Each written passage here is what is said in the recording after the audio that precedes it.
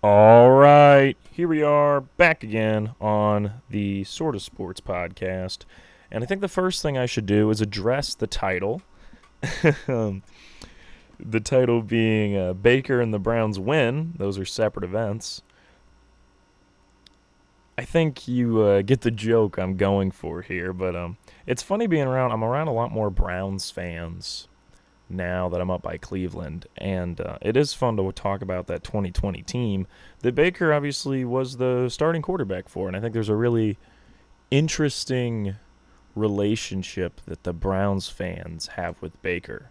You know, some of them hated him, some of them loved him and then hated him, some of them hated him and then loved him, and now that he's gone, I think there is a part of the fan base that's like, from a personality perspective, they're not going to have another guy like that. And even though, Deshaun Watson, I think he's a real problem, and I don't think he played exceptional Sunday. I think they played well. As a team, they looked great. I think he was okay, nothing special. I think the rushing touchdown, other than that, he didn't look that good. The rushing touchdown was like his one big highlight. And I think some of the fans are looking back and going, well, from a personality perspective, they're never going to have anybody like Baker, and they're probably not. And, Deshaun is obviously a lot more skilled quarterback. The ceiling of the team is higher with Deshaun. But Deshaun isn't going to capture the hearts, I think, of Cleveland people. Beings is usually he's the one people are calling to be captured. I don't think he's going to capture anybody's hearts. If you get my... No? Okay. We'll move on from that. But yeah, that was... I think you get the subtle jab I was poking at the Browns organization with the title of the video. And I think over time I've become more and more of a Baker fan.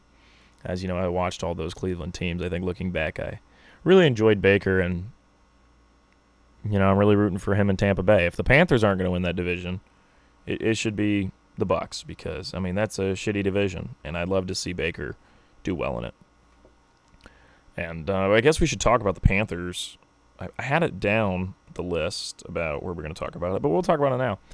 So my boy Bryce Young did throw 2 picks. That was rough. It was a pretty close game. So what I did is I had the Browns game on the big TV with all my friends, and then I had my laptop right next to me on the ottoman, and so I would just look up and down at both games. And so I watched those games pretty intensely, and then once that ended, I flipped around Eagles, Pats, and Dolphins, Chargers. Then I watched Sunday Night Football for the first half, but then I decided I didn't like watching Danny Dimes get killed on live television, so I stopped watching. And then I watched Monday Night Football, which was incredible. And we'll get to that stuff later. But the thing is with the Panthers, I liked the offense Frank Reich was running. I think our defense looked great, except in the secondary. But the run defense is a little tough because I do think Tyler and Bijan are just that legit. I think the Falcons got a really interesting pair with those. I'm wondering if they're going to keep running Tyler, though. I think there's a very decent chance they're just like, okay, Bijan is obviously as promised. We're just going to give him the ball. Sorry, Tyler. We're going to trade you to a team that wants a second back. And I know a team that could use a high-quality second back. It's called the Browns, because they're trying, they want to have a new Kareem Hunt without paying Kareem Hunt. So maybe the Browns should go out and get Tyler if he becomes available. But, Bijan looked great as promised. I have him on a fantasy team in my other I'm in 3 leagues, and the one's a dynasty, so there's no shot I was getting him because he was like the first pick from the new rookie draft, and I didn't have a first pick. But I got him in a league I'm in with my friends, and in my family league, Genevieve got Bijan. So she's doing very well. She is both Bijan and Tyler. So I think she might flex Tyler this week and run them both, which isn't a bad plan, to be honest. I think they're playing the Colts, I want to say. So speaking of Colts, AR 5, because it's not 15 now, it's 5. Richardson looked pretty good. I got to hand it to him. I didn't watch much of that game. I just saw kind of the stat line, and I was like, wow, okay. And he almost beat the Chargers week 1, which is kind of crazy. So that was interesting. I mean, as a guy who talked up the Chargers. I mean, not the Chargers. The Jaguars, my mistake. As a guy who talked up the Jaguars, he almost got beat by a Colts team that I think is not very good. But, credit where credit's due. Anthony Richardson looks like he's going to be the quarterback that's going to be leading the Rookie of the Year race, like from the quarterback perspective. I mean, Jordan Addison had a great week for fantasy, and I have him in every league I'm in, except for the Dynasty League, of course. And I guess I should just say my friend league and my family league. It'd be easier because I'm in 3 leagues. But Jordan Addison looked great from a rookie perspective, so maybe it'll be him. But obviously, we still got 17 more weeks of football, and then we get the playoffs. So I should not be making Rookie of the Year picks at the moment. But I will say Anthony Richardson, from a quarterback perspective, does look the best. But I think Bryce Young can come around. And I've heard Stroud didn't look terrible. I barely watched Texans. Who were they playing? Ravens? Yeah, Texans-Ravens, because Lamar didn't look great. I don't know what was up with him. And other than some Zay Flowers catches, it wasn't that great. And so I was like, I don't want to watch C.J. Stroud. As much as I love DeMeco Ryans, he's a former Niner, love former Niners, because I love Kyle Shanahan, best coach in the league, proven by how much the Niners absolutely slapped the Steelers. We'll get to that in a minute. I watched a little bit of the Texans just for DeMeco. I don't think Stroud is going to be the guy for that team, but DeMeco is such a good coach. Maybe he can drag out a bit of competitiveness from him, so we'll have to see. But, the Panthers. I don't hate what we're doing. I think we can get a win here against the Saints. Monday Night Football, 7:15. We're going to talk about this more when we get to the segment. I've actually got some segments planned out now. It's just, big stuff for me. It's not just, hook in the mic, start talking like, I do sometimes. This is a pretty regimented show this week, so I'm pretty proud of myself. And I think now that, we'll just talk about that. We'll talk about that Panthers-Saints game later when we get to a new segment, so we'll talk about that. But I did mention we're going to talk about the Steelers-Niners game. And that brings me into a topic I wanted to talk about, which is, are we seeing a shift in the NFL to high-powered defenses? In the last couple of years, they talk about having, the NFL is run by high-powered offense. Mahomes and the Chiefs. That's who you want to be like, is Mahomes and the Chiefs. Everybody wants to be. The Eagles follow that formula, right? That's what you got to do. You got to be a high-powered offense. The Bengals, they followed that formula. The Rams followed that formula. Kind of. Like, really, Aaron Donald and that defense is good, but whatever. Cooper Kupp obviously was incredible for that team. Stafford was solid. So that's been all the talk. The NFL was run by the offense. And yet this year, over week 1, who are the teams that look great? The Cowboys, the Niners, the Browns, and the Jets. I think were the 4 teams that looked the absolute best. And the Dolphins. I'd put the Dolphins in there. They'd be like the top 5 teams that looked the best. And yet, 4 of those, I think their defense is the main selling point. I think there's an argument you could give me with the Niners that offensively they're incredibly talented, because they are, and we're going to get to Brock Purdy talk later. I think everybody on this podcast knows I'm a huge Brock Purdy guy. I mean, I picked him to be in the Super Bowl and win it last year. So, Well, I think I picked him when the playoffs started. I don't want to make it sound like I picked Brock Purdy and the Niners to go to the Super Bowl week 1, because that would have been absolutely crazy. But, also, quick touch. We're not going to talk much college football because I don't have a ton to say yet, but I do want to say if Colorado can beat Oregon and USC in the next 3 weeks, we're going to the college football playoff, because that means we're going to go undefeated the rest of the way. So that'll be huge when we get to that week. But, this week we're just playing Colorado State, so we should get a win. If we don't get a win here, then our season's probably over, like for us playoff-wise. So that sucks. But we should get a win over Colorado State. Next week versus Oregon is huge. We got to get that win, and then we use that momentum to beat USC, and that will make us Pac-12 champions probably. We'll at least put us in Pac-12 championship. And if we go in there undefeated and we win it, we're definitely getting in the playoffs, which would be incredible from Coach Prime's first year. That was a quick side thing I wanted to say. Okay, back to the defense thing. But, the Browns looked, to me, really strong. And Chubb is obviously that offense. If they go out and get Tyler, that'd be great for them. But I think it's Algier, right? Tyler Algier? Algier? I think it's Tyler Algier. I haven't been saying his last name because I didn't want to mess it up. I genuinely can't remember. We're going to have Tyler Algier. That'd be great if the Browns could snag him. But defensively, the Browns looked unstoppable. Myles Garrett, the best defensive player in the league. For my money, I'd say Nick Bosa and TJ Watt are the 2-3, but I think Myles Garrett is it's like the Incredible Hulk on a football team. That guy is scary. If he came at me, I would scream like a little girl. Also, the Geno Smith clip of him saying, "Oh God," as Aaron Donald ran at him, that was awesome. Aaron Donald is like the best defensive player last 10 years. I get it, but I think Donald has slowed down a little bit, so that's why he'd probably be like 4 or 5. Just right now, for my money, Garrett is the guy. So, back to the defense thing. The Cowboys made the Giants look silly on Sunday Night Football because of how strong their defense is.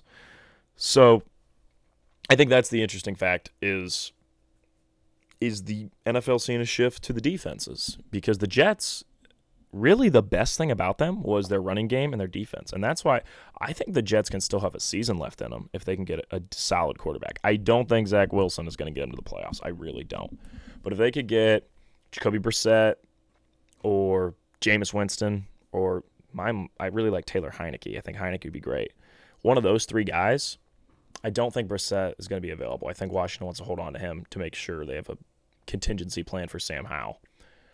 But if you could get Jameis Winston or Taylor Heineke, you've got, I think, a real shot to be in the playoffs. And what's interesting is I was kind of talking smack on the Jets. I didn't think they were going to be that good. I had them at 9-8, not making the playoffs.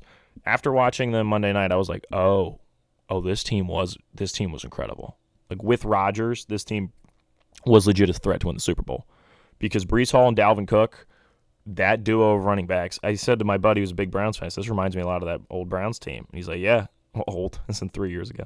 But it's like the Chubb Hunt thing where, you got Breece Hall, who, just power back, and then you got Dalvin Cook, who's running like Kareem Hunt, where he's doing all the little jabs and speedy back. And defensively, the Jets looked scary, especially from the corners' perspective. I mean, obviously, Whitehead had an amazing game. And then, Sauce, we know, is legit, absolutely talented player. So from a secondary perspective, they're strong. And I think their pass rush is underrated. And offensive line, we know they've got a solid one. So I think the Jets, genuinely with Rodgers, would have been a real threat for the Super Bowl.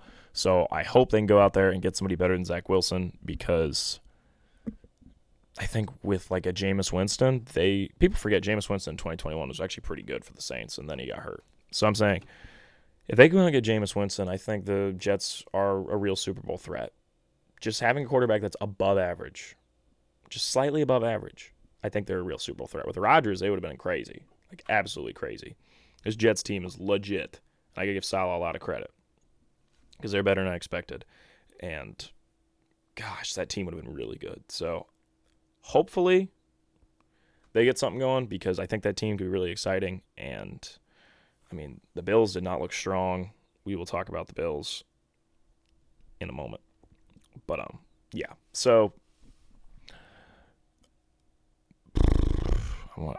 I guess the other team I want to talk about was the Niners.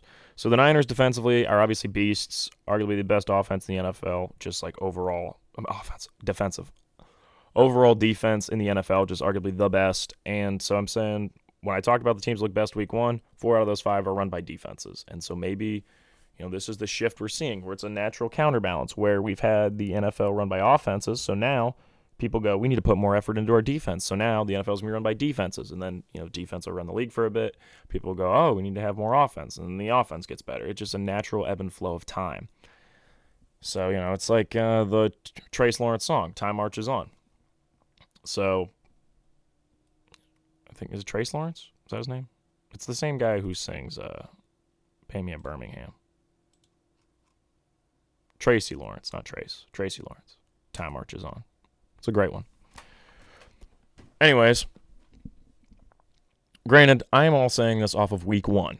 So it might be a bit of an overreaction on me. And speaking of overreactions, let's get to I want to say game of the week, and then we'll get to this segment, which is overreaction or reality, which is always fun to play after week 1.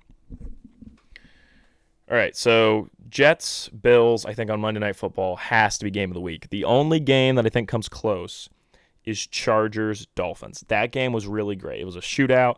I was watching that. It was a great 4:15 game between Tua and Herbert, 2 of the best QBs going at it. Obviously, there's the whole Dolphins fans have always kind of been a little pissy that they passed on Herb, and Tua outplaying him here was really impressive, and it made the people go, whoa, if Tua stays healthy, the Dolphins are a Super Bowl threat, which I don't really know how people are surprised by that, being as we thought that all last year until he went down, but whatever. And then, Jets-Bills game, Rodgers goes out 4 snaps in, and they still beat a Bills team that didn't really look that good. So that's the thing. Whereas like Chargers, Dolphins was two high-powered offenses going at it. Jets, Bills just had excitement, even though probably the quality of football was not as high because I think the Bills looked pretty horrendous. So I'm going to give Jets, Bills game of the week because even though I think Dolphins, Chargers was better like football, like if you're like, I went to the most quality football, I think the most exciting game was Jets, Bills. Jets, Bills is,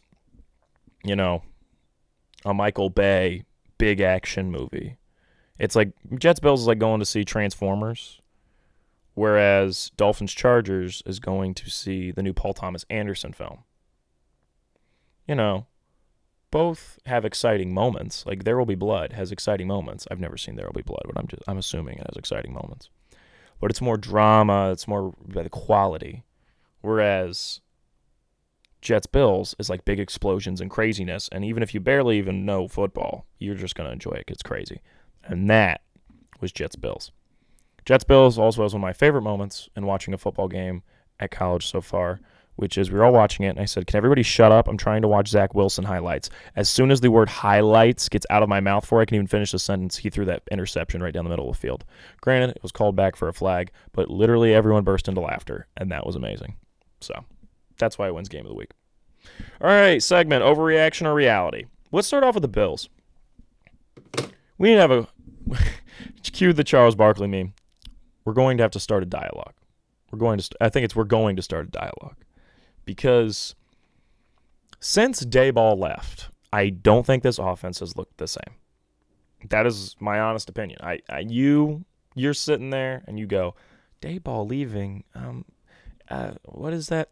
Brian Dayball, the coach of the Giants, who won Coach of the Year last year for having a great season with the New York Giants, used to be, up until the end of the 2021 NFL season, the Bills' offensive coordinator. The Bills in 2020, when he was offensive coordinator, went to the AFC Championship and lost to the Chiefs, and that was the game that Stephon Diggs watched them celebrate because he's like, this is motivation. So now anytime the Bills lose, people put a meme of him watching them celebrate, and that is really funny to me, and I think I'll always find that funny. So that was also the year I think they played the Colts in the wild card, which is always fun to me because that was like the Phillip Rivers Colts team that was actually kind of good. Like I honestly thought they were going to win, so that was absolutely crazy. They almost beat the Bills, and that would have been wild if the Colts beat the Bills that year. Oh, man. Okay. Let me find... So in 2021, when Dayball's last season they were there, they played the Chiefs in the divisional, and that was the overtime loss to the Chiefs. I think that was the game that made him change the rules. I think that was the game that made him change the rules. Yeah, because they got the ball first. Mahomes got the ball first, and they won. Yeah, and then the year after, they played the Chiefs again in the divisional. Wow, I've never realized this. Well, I mean, I have realized this. I just don't think about it that often. Did they lose to him again in overtime last year? I can't remember this all of a sudden. No, okay, they played the Bengals the divisional last year. I was like, did they really play the Chiefs 3 straight times playoffs? No, they played the Bengals last year, and I remember that because that was the rematch of the Monday Night Football game that they never played because of DeMar Hamlin going down, which, good to see him up and on the sidelines walking around. So, okay, yeah, wow. But I'm saying, so when they played the Bengals last year in the playoffs, the Bengals routed them. Like, the Bengals looked so much better than the Bills. And I've said before on this podcast, the NFL was marketing the Bills like the big team that was going to go up against Mahomes every year. And before that, they thought it was going to be Lamar and the Ravens. Well, now it's actually Burrow and the Bengals. We're going to talk about the Bengals not looking good later. So I'm saying, is it an overreaction to state that since Dayball left, they are less of a threat? Because I think their best seasons were 2020 and 2021. I think that's when the Bills looked the best. And that's when Dayball was there. And I think people don't realize how much of a difference he made. So I think offensively, really their offense is this. They do a little screen pass out to the left or right side, or they take a 40-yard shot. And that's really it. They don't, or they're like, and if the screen pass doesn't work, then Josh just runs it. They don't ever go, okay, let's get 10 yards. Let's get 15 yards. let's get a little short pass and then see if Diggs can create beyond that. They never do that. It's like a 40-yard bomb on 2nd and 10, or it's a run on 3rd and 5, or it's, all right, Josh, make it work on 1st and 10. And it's just like, okay, we're just going to do this little screen pass, and if it breaks down, just run, Josh. And I don't understand what they think they're doing, and especially when teams that are winning, like the Bengals, do the exact opposite of that. Like the Bengals hardly ever take a big shot. The Bengals are like, okay, 10 yards here, 15 here, 10 yards, but then Jamar created and got us 30. That's what the Bengals do. They get the receivers out in space and short routes, and they go create. Whereas the Bills are like, no. You're going to catch the ball and get tackled immediately, but it's going to be like a 40-yard bomb. And that's what the Bills do, and I don't understand it. The Bills are running like Madden 11 playbooks that, I ran when I was like a little kid, and the Bengals are running the Madden playbooks you run when you're older and you realize how you want to win instead of just taking deep shots all the time. So, Jay Cutler with the deep ball. That was what I always did on Madden 25. But is that an overreaction or reality? That's what it'd be. Overreaction or reality. Is the reality that they need Dayball, or is it an overreaction? Based off week 1. Well, this kind of isn't just based off week 1, because to me it's also based off last year. I'm going to say it's reality. I know Genevieve's going to be mad at me because the Bills are a team, but I think it's reality that they are not as strong offensively without Dayball. And I forget the name of their new OC. My friend Braden, who's a Bills fan, was telling me, and he's like, yeah, I don't think he's as good as Dayball. Yeah, I think it's a reality. I just don't like their offense as much, especially in the division with the Dolphins and the Jets. I think it's dangerous right now for the Bills. They need to get their shit together, really. Speaking of Dayball, though, let's talk about the Giants being awful. Is that an overreaction or reality? Are the Giants absolutely terrible, and they got slapped by the Cowboys? I think that's an overreaction. Because, there's a part of me that's like, that's a great Cowboys defense. Absolutely great Cowboys defense. But that O-line looked horrendous. And Danny Dimes couldn't do anything back there. That game is not really that much on Daniel Jones as much as like that O-line. They just got smacked. Like absolutely smacked. Maybe okay, I take it back. I think it's reality. I think it's real that the Giants are not that good because, gosh, that O-line looked horrendous. Evan Neal, Alabama boy, where are you at? Apparently not on the line because I didn't see you doing shit. So, gosh. All right, Lions look as promised by me is what I wrote down. I had to boost my own ego. Like, the Lions look pretty good. It's like almost like I said they would. Wow, what a douche. Yeah, I think that's reality. I think the Lions are a really good team. Jared Goff is currently on pace if he continues to not throw an interception. I don't want to curse him. But it seems to be my curse is only for baseball. That's why we're not talking about MLB baseball because we're not talking about it till the playoffs. I don't want to screw anybody up going into the playoff race. But the Lions, my mistake. I was making a point. Jared Goff, if he continues not throwing an interception for a certain amount of games, he's going to set the all-time record for the most games played consecutively without throwing an interception. So, pretty interesting. I think the Lions do look legit. They have one of the cheapest rosters in the NFL, and they're playing some of the best football in the NFL, and they got a great coach, and I think everyone should be afraid of them. Pickett is not the guy. The Steelers got embarrassed, and Pickett did not look good. I think that's an overreaction. I think they could still work around Pickett, but I do believe if this continues, if they have the first ever losing record in Tomlin's history, I think Pickett is done, and welcome Shedeur Sanders. Yes, sir. He's going to get drafted by the Steelers. That'd be crazy. I'm not even a Steelers fan, but could you imagine if Sanders went there?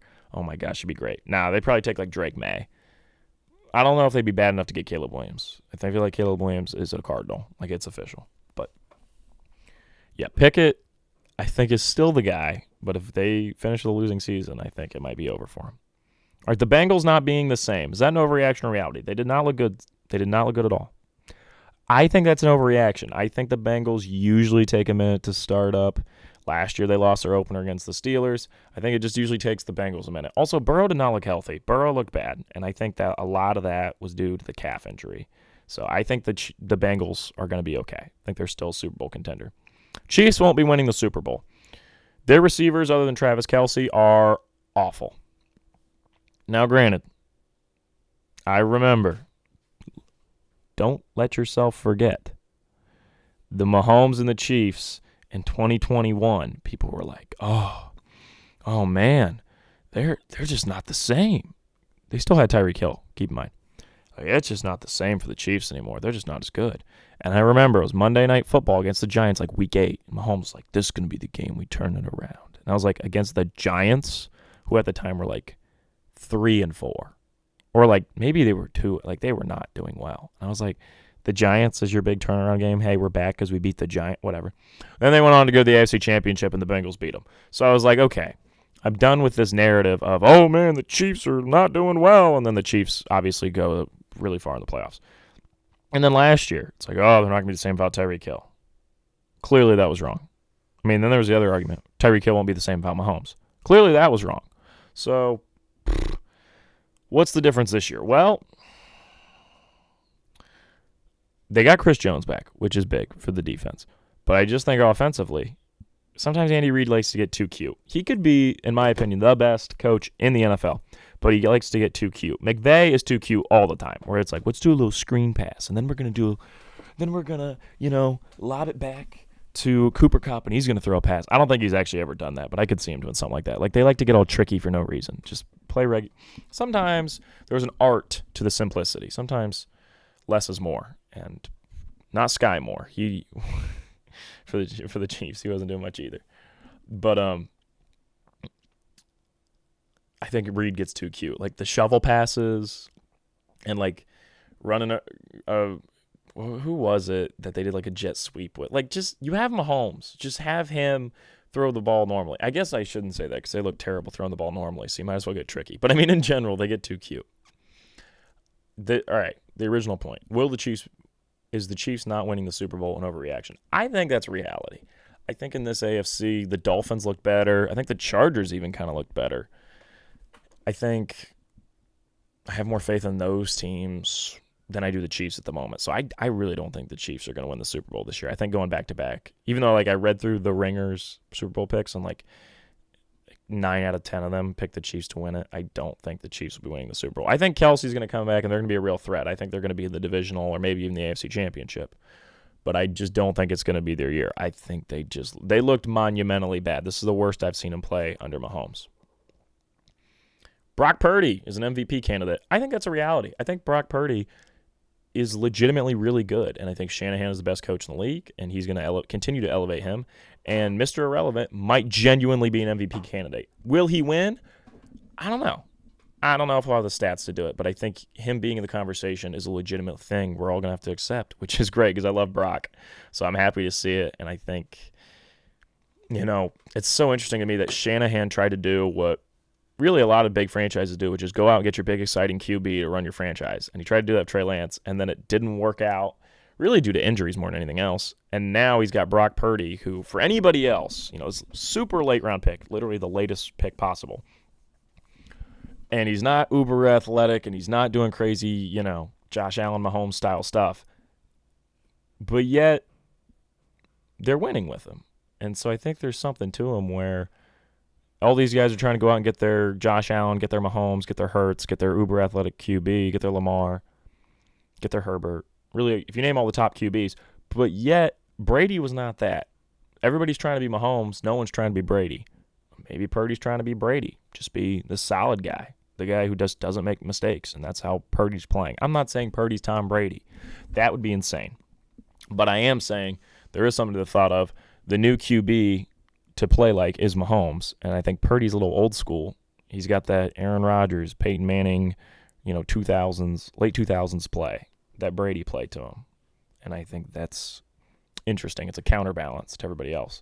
I think he's a legitimate MVP candidate, and he's on a great Niners team that is a real Super Bowl threat. Might be the Dolphins' year. Is that an overreaction or reality? I think it's a bit of an overreaction because of Tua's health. If it wasn't for the fact that Tua gets hurt a lot, I would say reality because they look great. But I don't want to bank on them being like, look for the Dolphins. This is going to be the Dolphins' year when I can't fully trust Tua. So if Tua can stay healthy, hell yeah. But for the moment being, I'm still going to say overreaction. AR5 over Bryce Young. Is Richardson just Panthers screwed up? I'd say that's an overreaction. I don't think Bryce Young looked terrible. He just didn't look incredible. Richardson looked good, so I got to give him a lot of credit. But I think Bryce is going to come around. I like what I said Reich is doing. So, Browns are contenders. Is that an overreaction or reality? I think that's a... Oh, man. I think it's a reality, honestly, with that defense. That defense looked absolutely incredible. The only thing is, the quarterback play has to step up. If Deshaun can be really good for them, yeah, they're contenders. Everything else about that team is good. I mean, they're kind of like the Jets a little bit for me, where I'm like, everything here is good, except I need better quarterback play. And I think if Watson can be better, yeah, the Browns are legit Super Bowl contenders, which is crazy. I mentioned to a friend of mine, if we got Browns or Lions, if we got a Browns-Lions Super Bowl, like what is happening? And he goes, we'd finally have world peace. And I thought that was really funny. But I think the Browns being contenders is a legitimate conversation. They looked lights out. And I think a lot of people are dismissing it because they're like, the Bengals always start weak. And they're not paying attention to what happened, which is the Browns defense absolutely shut down the Bengals. And even though the Bengals usually start a little cold, like even the year they went to the AFC Championship, they didn't start super hot. So I think the Browns are legitimately in the conversation. Also in the AFC North, no one really looked that great. I mean, I don't think the Ravens looked lights out either. So I think there's really a world where the Browns are the wild card team out of that division, or they win it and the Bengals are the wild card team because it takes the Bengals a little while to cook. So, I mean, Joe Burrow and the Bengals are kind of like a crock pot. You got to give them time to cook. When they come out, it's banging. It's absolutely stud. But it takes a little bit to cook it up. Like a pressure cooker. You let the steam out. My mom cooks with that. It's pretty good. Last one. Why can't I speak? Cowboys versus Niners is the NFC Championship. Is that an overreaction or is that a reality? I think it's a complete overreaction. I know a lot of people were like, easily the best two teams in the NFC. They're going to run the NFC. Whoa. Like I said, that Cowboys defense is crazy. Don't get me wrong. But we cannot dismiss the Eagles and the Lions from this conversation. Those are two legit teams in the NFC that I think the Lions could beat the Cowboys. Their offense is great. Their O-line is great. They could beat the Cowboys. Dead serious. They get a playoff game. The Niners can beat anybody in the NFC.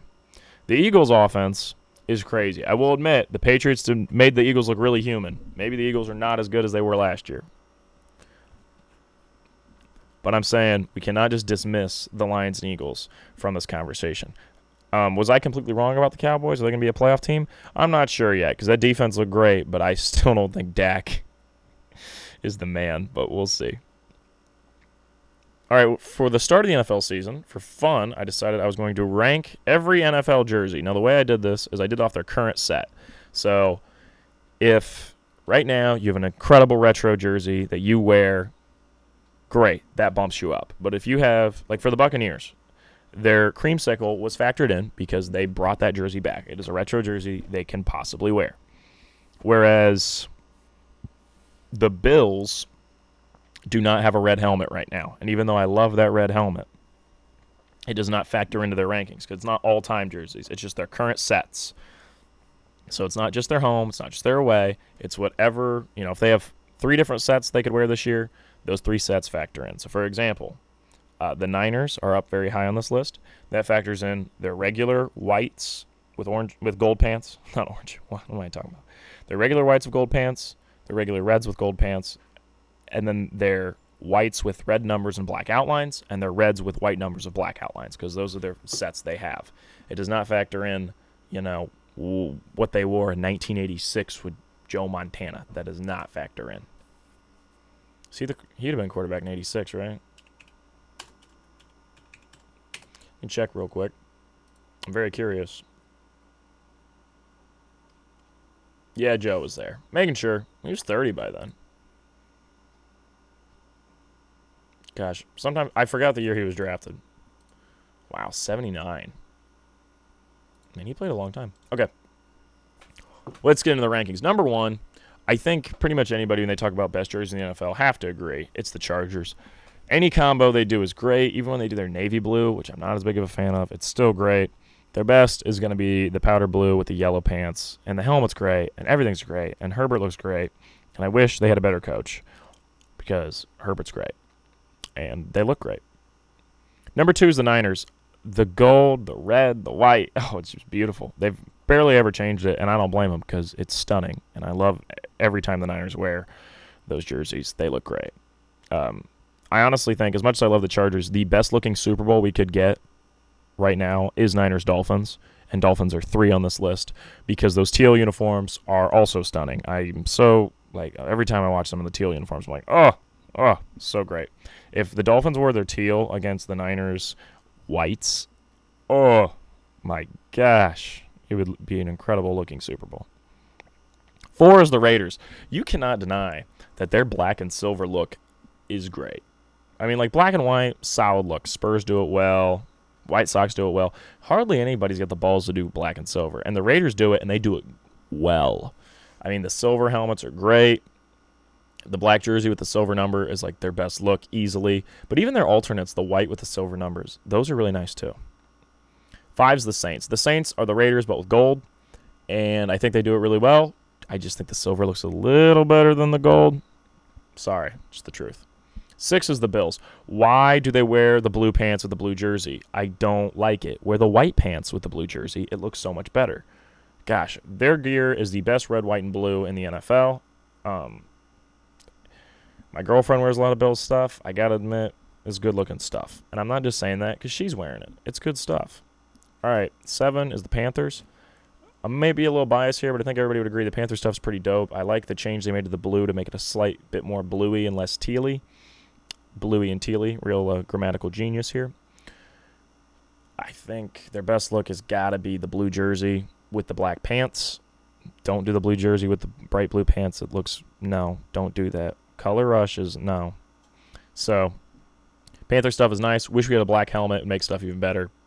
We only use the black helmet as alternates. But other than that, great stuff from the Panthers. I love our gear, and I wear it a lot because the blue is really nice. 9 is the Bucks. They're significantly helped by the fact they got the creamsicle jersey. That creamsicle jersey I absolutely love so much. And I genuinely thinking about getting a Baker creamsicle Bucks jersey because those jerseys are so great. I said 9. Sorry, I skipped the 8. Baker's former team. Actually, funny, all Baker's teams are in a row. 7 is Panthers, 8 is Browns, 9 is Bucks. I know. You listener are going, the Browns at 8. Your mind has been rotted because you're up by Cleveland. Maybe. But I really like the Browns' brown jersey with the white numbers and the orange helmet. It's very unique. It's kind of ugly, but it kind of works. It's kind of like when you see a dog that's a little ugly, but it's so ugly it's cute. That's kind of how the Browns' jerseys are.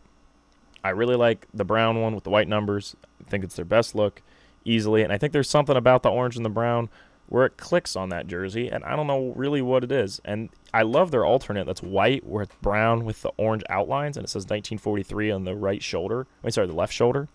That is a great look, and that alternate they're going to wear this week, and they're going to wear it on Monday Night Football, and they're going to look great against the Steelers because that's a really nice alternate. And so when you listen to this podcast and you think, man, the Browns jerseys are terrible, you watch Monday Night Football and tell me that white jersey looks bad because you're lying. All right. Sorry, let me calm down. Okay. Back to the Buccaneers. The Buccaneers red jersey, they redesigned all these jerseys when Brady got there because their old jerseys were horrendous. The alarm clock numbers and a little bit of orange. It was gross. But now they have the red jerseys and the white jerseys and the gray jerseys. The gray jerseys are not that good, but the white and the reds are both very solid, the best looking red and black in the NFL. 10 is the Bengals. The Bengals stuff I've always liked. I thought they had a little too much going on when Andy Dalton was there with all the different lines they put on it, but now they found a really nice balance, and I really love what they do. Orange, black, and white. Very simple, very clean. Some of the cleanest jerseys in the league. Pretty much everybody likes their stuff because it looks good. It's just not as dangerous as the top 9. I mean, really top 8 takes some risks, and the Bengals really don't, but I like what the Bengals got going on. Speaking of not taking risks, we have the Lions at 11. The blue and silver and white is a quality look. They use it well. They don't go crazy. They just use it, and they move on, and they do a great job. They look clean. Nothing crazy. No one's ever like, oh, my gosh. The Lions look great tonight. You're just like, oh, these Lions jerseys are pretty clean. So, the Jets. Originally, when I showed my friends the Jets at 12, they were like, what? Why? Why the Jets at 12? And I was like, listen up. We're going to watch the Jets on Monday Night Football, and they're going to wear these retro jerseys, and then you're going to see the light of day.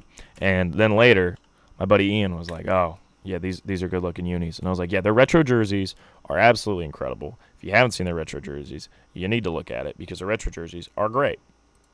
But I will also say, on another note, it is not just their retro jerseys that are great. They just have flat out great jerseys in general. Um, that green is weird, but it's really good. And I give them a lot of credit because green is a dangerous color to work with. And I know some people like the early 2010s Jets where it's like a really dark like grass green on the white.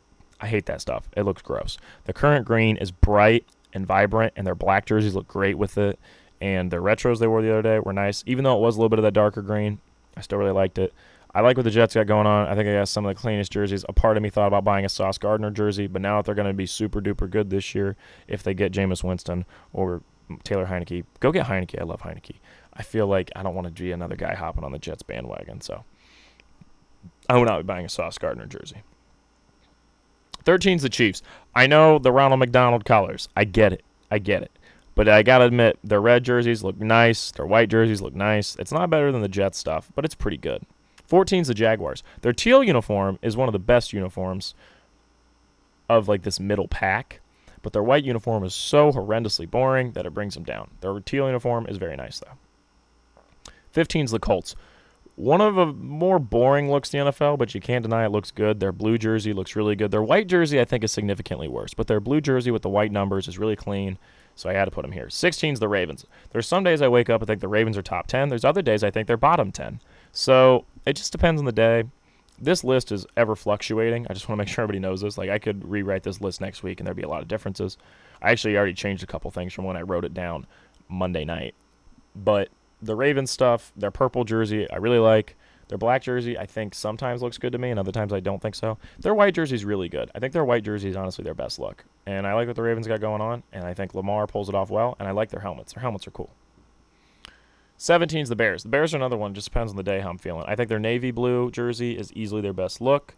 I think it's weird that they're trying to make orange like one of their main colors, like the orange jersey. I'm not a fan. I'm not a fan of the orange. I think the navy blue is what you stick with, the navy blue with the orange. But, you know, you do you, Bears. 18's the Steelers. The Steelers would genuinely be top 10 if they had block numbers. The weird font numbers absolutely kill this jersey. I've talked to every Steelers fan. They agree. Yeah, I've talked to every Steelers fan on the planet. I went around. I did an absolute oh man, that's funny. Talked to every Steelers fan imaginable. They all said I did a Steelers census. Yeah, no, I did not do a Steelers census, but every Steelers fan I know agrees, and by agrees I mean I yell at them. They need block numbers, and they go, yeah. So that's about as close to agreeing as I get. For those of you that are asking people on dates, yelling at them and then them going, yeah, okay, is not them agreeing. I just want to make sure that's clear.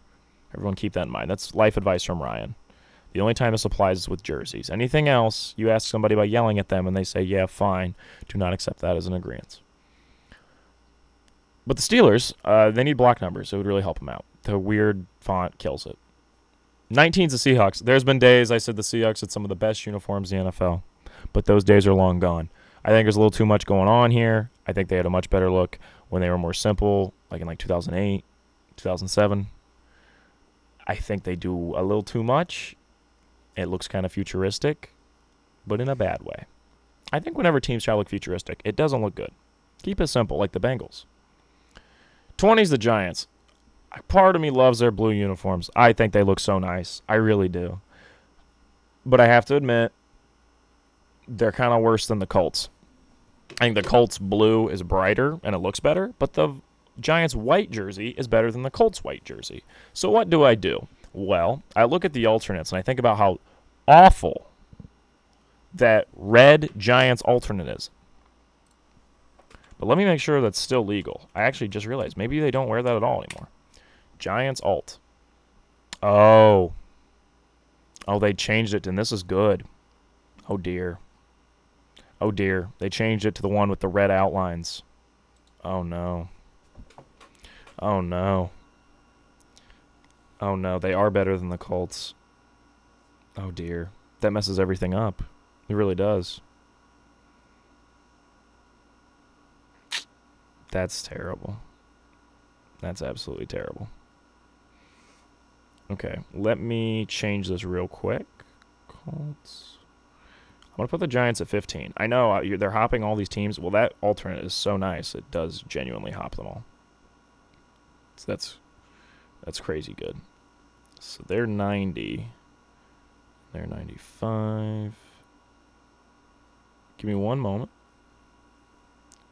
I like saying this like you have to listen to it live. I mean, I could just pause the mic, but, being professional is not something I excel at. So there we go. Boom. Okay. And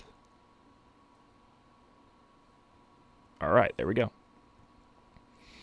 Yeah, I'm putting the Giants at 15. That alternate jersey just made them way better than the Colts. So the Colts are coming at 20 because I do think the Colts' only jersey I really like is their blue one. They don't have an alternate. So, and I put the Seahawks above them. There's some days I like the Seahawks uniforms, so I'll put the Seahawks above them. I'm fine with the Steelers and Bears being over them too. That's fine. Colts at 20 now. Giants, them just flip-flopped because the Giants do nice red, white, and blue, but not as good as the Bills red, white, and blue. 21's the Vikings. A lot of people were like, man, the Viking stuff is so much better than that. I'm not a big purple guy. My high school's main rival was a team of purple, and so purple just doesn't really rock with me. And now my sister teaches at that high school, and she will forever be a betrayer of my loyalty and trust. So, but really the Vikings uniform I really like is their retro one. That jersey is beautiful, and that really helps them out. Whereas I think their aways I'm not a huge fan of. They're white with the purple numbers. I think their homes are fine, but they should just replace the homes with those retro ones they just wore because they're great.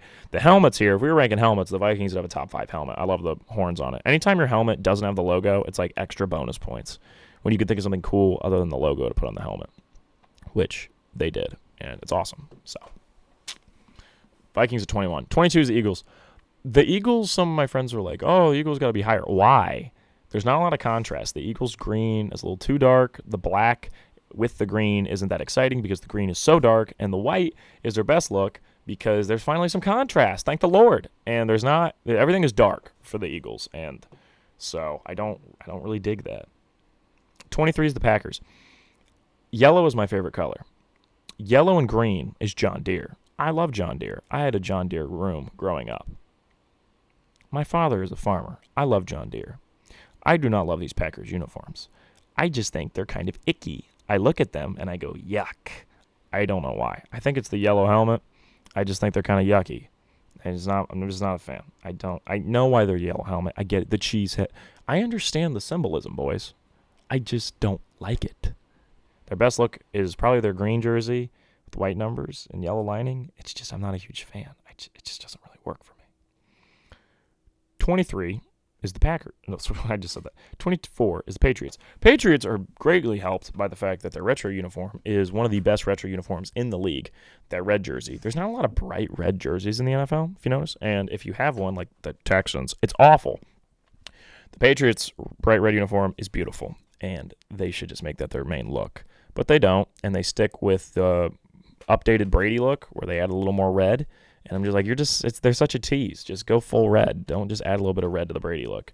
The Brady look was strong, but it's not real exciting. I'm just not a huge fan. 25 is the Cowboys. Never really loved the Cowboys look. I saw an edit online of when you actually give them real silver pants instead of that weird bluish silver they wear, and it looks much better. And I just don't really like what they got going on. Also, why does sometimes they have a red stripe on their helmet? Because like America's team or whatever. I don't think that's really the case anymore. I think the Lions are America's team. Do they get a red stripe now? Wow, that was really sassy. The Sort of Sassy podcast. Yeah, Cowboys, not a huge fan. And their navy blue jerseys, I don't like either. Those are not, no. 26, the Rams. That weird gradient crap, oh gosh. The Rams had nice jerseys when they first went to LA, and they had the bright yellow, bright blue jerseys that were kind of weird looking, but I dug it. And then their white helmet, white jerseys with navy blue, those were nice. I liked it a lot. But then they were like, no, we got to be the Lakers of football, which means really flashy uniforms. Except the problem is the Lakers uniforms actually look good. That's what they missed out on. They didn't realize that, you have to look good. And their white jersey is like a weird off-white, and I don't like it. It's like a bone is what they call it. Why would you want to be wearing bones? the last guy I knew called Bones got kicked off an NBA championship team, but somehow still got a ring. Yeah, I'm talking smack to Bones Island. Their uniform is, I'm just, ugh. Not, it's weird, shiny. I don't like it. Whenever you try to look futuristic, it's not the move. Same thing with the Falcons. The Falcons uniforms are just kind of bland. Their best look is like the Coach Prime look. Coach Prime. Deion Sanders when Deion was there. Like when they wear a retro jersey and it's black with white numbers with red lining, it's really great. What they currently have going on, they got the weird number font, which I'm never a fan of. Just do standard block numbers. I don't like the weird number fonts. Their helmets are kind of nice, I guess, but just not a huge fan of what they got going on. Their best jersey is their black uniforms with the white numbers, just nice and simple. Do they even still wear those gradient uniforms they introduced? They introduced a gradient uniform, and it was so awful that I don't even think they wear it anymore. 2023 Falcons uniform schedule. Let's see this. When they wear their red helmet with... Okay, so their standard uniform is the black jersey with the black pants, the black helmet. That's a decent look. But the red helmet with that is genuinely great. That would put them in like the top 15. Serious. They would be giving the Bucs a run for their money for the best black and red jerseys in the league. Yeah, I think they had to have cut they cut that gradient uniform because they had a gradient uniform that was like an alternate, and it was so horrendous they just got rid of it. Yeah, even on their website, they're showing everybody in red helmets because it looks so much better. Just make that your official helmet. Oh, and the jersey with the red numbers on the red outline on the numbers, and it's block letters. Oh my gosh. So they're showing the retro jerseys because that's what they're wearing next week against Packers, and that jersey is beautiful. That is the best black and red jersey in the NFL. It's better than the Buccaneers stuff. That would put them 10th. Not 10th. I'd put them 9th. That'd put them over the Bucs if that was their standard uniform. Oh my gosh, it's so beautiful. But no, they're 27th because that is just an alternate. I can only give, when it's alternate, I can only give a certain amount of points because that means you're only wearing it once or twice. You can only do so much. 28's the Commanders. I actually kind of liked their gear when they were the Washington football team. I liked what they were doing. Then they went to the Commanders and they like put a bunch of lines in the numbers. Whenever you start doing weird stuff with your numbers, I'm like, ugh, why? Why are we screwing with the numbers? I mean, the Chargers are one of the only teams that get away with having weird numbers. That's because their color scheme is so great. But the Commanders stuff is gross. I was intrigued by them using black. And then I'm like, no, don't do that. It's better than them using yellow, though. When they use yellow, it is... Ooh, there's something about yellow on a football uniform that just doesn't work. Like LSU figured it out. LSU was like, look, when we wear colors, we're wearing purple. And we're going to have yellow accents. And it is... excelente. Muy bien. The Vikings do the same thing, and it is pretty good. Not as good as the LSU stuff, but pretty good. Because the yellow helmet for LSU works. When you do main yellow, it is so bad. And I think the maroon, I like the maroon white number. Like when they had Kirk Cousins there, that was pretty good. When they were Washington football team, their stuff was pretty good. They go to the Commanders, not as good. Not a commie supporter. 29's the Texans. I think their stuff is so bad. I thought about putting them last.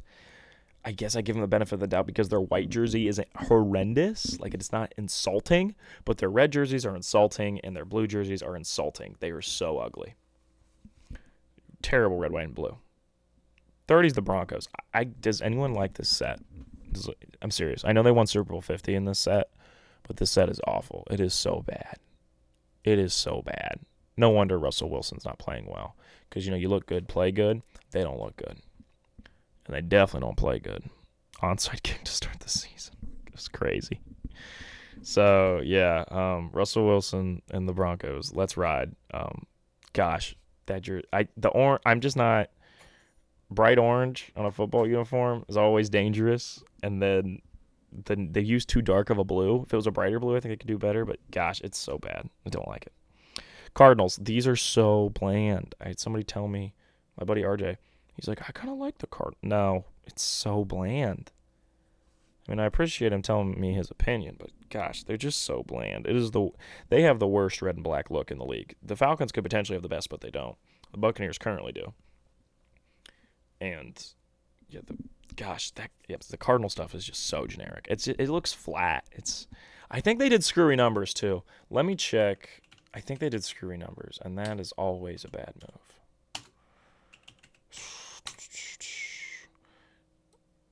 Oh, no. The numbers look, yeah, the numbers look pretty normal. They just look like Ohio State. Except why are all the pants? Oh, that's what makes this jersey terrible. They're doing matching pants. See, anytime you do matching pants, it's just not the move. Unless it's like all black. That's like the only time. All black and all white. But even then, like they're all black just looks boring. They're all red looks bad. And they're all white is kind of okay. Yeah, this is just more boring Ohio State. This is terrible. Wow. Come on, Cardinals. That's awful. Okay. I almost put them last place for boredom, but then I decided to go with a team that has one uniform that is one of the best in the NFL, but I will refuse to let that carry it. And I know what you're saying. You're kind of changing up the rules here because sometimes you're like, oh, well, they have an alternate that really carries them. And then other times you're putting the team dead last as a beautiful alternate. Look, the Titans are dead last. I don't care that the Houston Oilers uniform is one of the best in NFL history because powder blue is like god tier and like football uniform. If your football uniform is powder blue, odds are it's incredible. There's something about powder blue in a football uniform. It just works. I think the Texans need to pay the Titans however much money they want to get this Oilers uniform and just make that the Texans branding. Also, Houston Texans is a stupid name because there's another team in Texas. So if you're like, oh, what's going to appeal to people in Texas? The Texans. They're already Cowboys fans. It's so stupid. So just pay however much money they need to become the Oilers because it looks great. I mean, Houston University is taking the Oilers look because it's beautiful. Absolutely beautiful. Just do it. You would sell jerseys. I would. Oh, okay. There's no way I'd buy a CJ Stroud jersey. But I would find someone on that team to buy for this. Can I get a D'Amico Ryans? Would they sell a jersey? I would wear that. But, gosh. The current Titans uniforms are just awful. And I was like, if you have powder blue, chances are it's great. Their powder blue is like this weird, icky. It's like you took powder blue and you said, let's make it not vibrant. And it looks terrible. Their uniforms are 3 shades of blue. Well, I guess it's 2 shades. It's 2 shades of blue with a touch of red. Who thought this was okay? Who approved this? And then they have gray with it. It's so bad. I don't understand. It's horrendous. Who said, you know who likes multicolored blues? Tennessee. Memphis, Titans, get on it, boys. Why did I do Vince McMahon? I don't know. But somebody said that, and it was a terrible move. Because both of them have beautiful retro jerseys. And their current jerseys are like, I mean, the Grizzly stuff can be okay, but like the Titan stuff is so bad. It's insultingly bad. That's why they're dead last. Because I'm not letting the Oilers uniform make them any higher. All right, now let's do the best looking divisions. The way I did this is I added up what place you are. So, for example, the NFC East, I added up 26 for the Cowboys, 22 for the Eagles, 15 for the Giants, and 28 for the Commanders, and they get a score of 90. So that puts them in 6th place. So the biggest number loses. So the biggest number is AFC South with 95. That would make sense. Really think the highest ranked team here is the Jaguars. What do I say? Yeah, 14. The AFC South is just not a very good-looking division. Then you got the NFC East. Originally, actually, the NFC East was last, but then once I flipped the Giants and Colts, I had to do math real quick. That's why it took me a moment to kind of put it in because I had to figure out. Well, the nice thing is they only switched by 5, so I just took 5 away from the AFC East, and I gave it to the AFC South. NFC East is what I meant to say. So the NFC East is the second worst-looking division. This would make sense. I think their best-looking team is the Giants, but other than that, I really don't have a lot of jerseys I love here. Then the NFC West is third. I didn't expect that because, the Niners are really high, but after that, the Rams aren't very high, the Cardinals are very low, and I'm not huge on the Seahawks, as much as I used to be. Then there's the NFC North. This one really is a lot of mid teams. The only one that's kind of high is the Lions. Everybody else pretty average there. Then third is the AFC North. I think I'm a little biased because this is a lot of teams I grew up watching. It also makes sense because also I know we started at 7. That's because 2 teams tied for second place. But it also makes sense for the AFC North because I liked the Brown stuff. I like the Bengals stuff. I'm pretty solid on the Ravens and Steelers. Then second place, we have the AFC West and the NFC South tied. Panthers, I'm really high on. Falcons, I think, could be high, but they're not because they don't wear the retros all the time. And Saints I was high on. And who's the other team in NFC South? Why can't I remember them? Oh, the Bucs. So I'm really high on everybody here except the Falcons. Falcons are like the only one that brings it down. If the Falcons had as good uniforms as they can, the NFC South honestly would win the whole thing because the winner only had 45 points, whereas the second place teams, divisions, had 48. So it's a pretty close race here. AFC West also tied for second place. That makes sense. Chiefs are pretty high. I like their stuff. I love the Raiders stuff. Love the Chargers stuff. The Broncos is just what keeps this division from winning.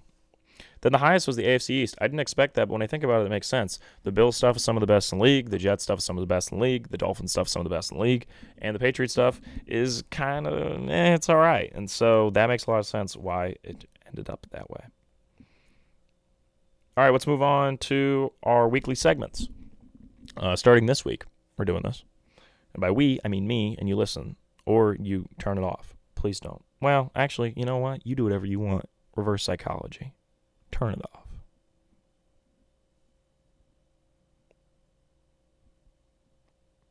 You still there? Okay, here we go. Marquee matchups. So for marquee matchups, I'm going to pick 2 games on the 1 o'clock slot that I think is going to be really good games. And then I'll pick 1 game from the 4 o'clock slot that I think will be a good game. So if you have Sunday ticket like me, that wasn't supposed to be a flex. If you have Sunday ticket like me, that wasn't supposed to be how it was, but you get it. If you have Sunday ticket, these would be the games I would tune into. Or if they're local, turn them on, baby. Good games. So it's kind of like the NFL equivalent to NBA Most Watchables, except it's a little more useful because I love NFL. I like regular season. NFL has the best regular season, I think, of any sport. The only one that really comes close is baseball.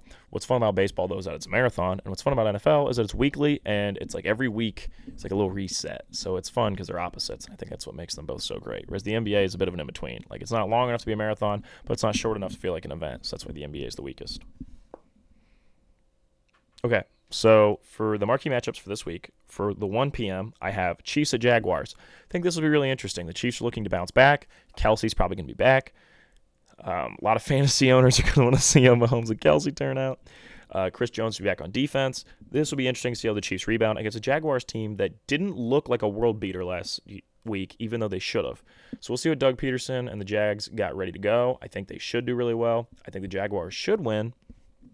But it should be a really competitive matchup. And if the Chiefs win, then it's like, okay, Chiefs are good. Whereas if the Jaguars win, it's affirming that the Jaguars are going to be a real team this year and that the Chiefs are maybe not going to be as strong as they have been in the past. So I think that'll be interesting. Then we got Seahawks at Lions. Seahawks looking to rebound. The Seahawks coming into this season with a lot of hype. Are they going to fall off? I think that might potentially be something we talk about in a couple weeks. If they can get a win here against the Lions team that has a lot of momentum, that would be huge for the Seahawks. But really, I don't think it's going to happen. I think the Lions are going to continue that momentum from last week, get a big win, and the Lions are going to show they're America's team, baby, and they're here, and they're a Super Bowl contender. Not contender. Contender. So at the 4 p.m. slot, we got Jets at Cowboys. I think this is the game, marquee matchup for 4 p.m. because really, do I have to explain this? The Jets team, you want to see if they can keep up the pace against a Cowboys team that, everybody's really high on the Cowboys right now because that defense absolutely locked up Danny Dimes and the Giants on primetime television. So everybody is locked into that. And then the Jets, I want to see if they can, make it work. Maybe Zach Wilson plays absolutely terrible, and that's when they go out and make a trade and get somebody. Or if Zach Wilson plays well, okay, that's not going to happen. But I'm saying if they can win with Zach Wilson, it'll be really interesting. And then it's like, okay, well, are the Cowboys as good as we thought? Or are the Jets just that super good? Is Solid just a coaching genius? Because he's from the Niners coaching staff, just by the way, making sure you realize that Solid used to work for the Niners, which means he's automatically a good coach. So that'll be a great game. A lot of interesting narratives coming out of that one. So let's do primetime picks. Primetime picks, I pick the winner of every primetime game this week. This week's a little different because we have a doubleheader for Monday night. And so here we go. Thursday Night Football, which is tonight, we got Eagles-Vikings. I'm taking the Eagles here. I wasn't impressed with the Vikings. I predicted them to not have a great season this year, and I think it's going to continue. I think the Eagles are looking for a bit of a bounce-back win because, yeah, they're 1-0, but it wasn't a strong 1-0, and they want to get a big win here. Sunday Night Football, we got Dolphins-Patriots. Patriots are always a tough game, but the Dolphins should get a win here. I think this is more of a showcase of the Dolphins than anything else, just to be like, hey, we're going to put the Dolphins on live television, yeah. They usually pre-record. No, it's not 2006 SmackDown. we're going to put the Dolphins on national television so everybody can go, whoa, Dolphins. I think that's really what they're doing here, and that's smart. So I think that's what this is for. This is a showcase of the Dolphins, and they're going to win. Can't wait to see Twitter afterwards. It's like, all this stuff about like Tua and Tyreek being like the new Brady and Randy Moss and like stuff like that. That's what people are tweeting when they watch this Dolphins team.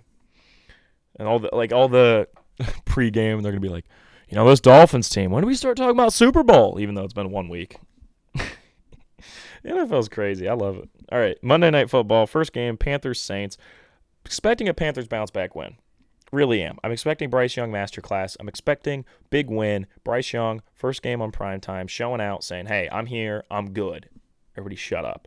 That's what I'm expecting. And I'm expecting a Panthers win. What jerseys are we wearing? Panthers unis this week. Are we wearing?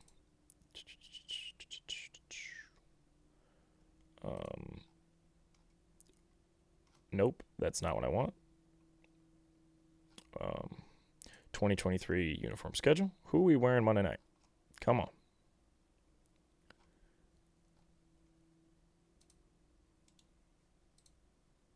Let's see this. Come on.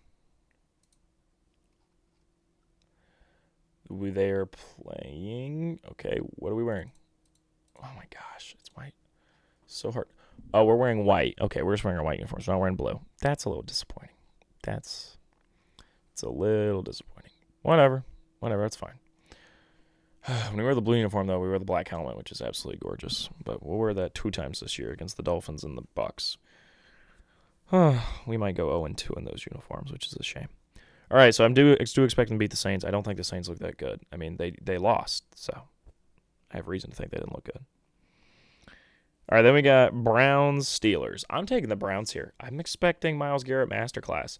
I'm expecting the Browns to annihilate the Steelers. And even though Tomlin's always a tough game in her division, like he always seems to like prep for the AFC North like no other. But I think the Browns do look good this year, so I got to give them the win. And so it'll be really interesting to see what goes on. I think that game is I think the NFL lucked into putting that into Monday Night Football because that's going to be a really good game. Monday Night Football so far this year has had some really great games. Maybe next week we'll look at the Sunday night, Monday night, Thursday night schedule and say who has the best schedule. Because honestly, Monday night might be the best this year, which is crazy because usually it feels like Sunday night is the best and Monday night second. And Thursday night's always the worst. Okay, that's the whole episode. We talked about a lot. As far as movies go, I haven't been watching much because I was just so locked in NFL Week 1. For those of you who care about fantasy for me, care about my fantasies. If you care about my fantasies, that's a whole different thing. That's a different podcast. We won't be doing that till like episode 99 because after I do an episode full of my fantasies, I don't think anybody's gonna want to listen anymore. But I did go 3-0. So my dynasty league, my family league, and my friend league, I won every single one.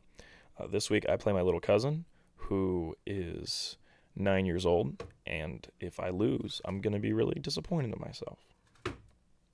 So, root, please, for Bryce Young, my starting quarterback, and Nick Chubb. So I think Chubb's going to have a big week for me, so that should be good. All right, well, this has been episode 57, and I should be seeing you all next week. I think the plan is to do every Thursday, so as long as I can keep that up, but I didn't want to announce the schedule because then you're going to hold me to it. I mean the listener. So I shouldn't have done that, but I just did. It's a mistake, and I'm not going to cut it because I'm a risk taker. So, yeah, should be uploading another one next Thursday. It's been a great NFL season so far. I think we're in for another Hood Classic season, and everything's shifting to defense. Probably an overreaction, by the way, for asking that question. I think it's an overreaction. We'll revisit that topic around like week 10. All right. That's been it.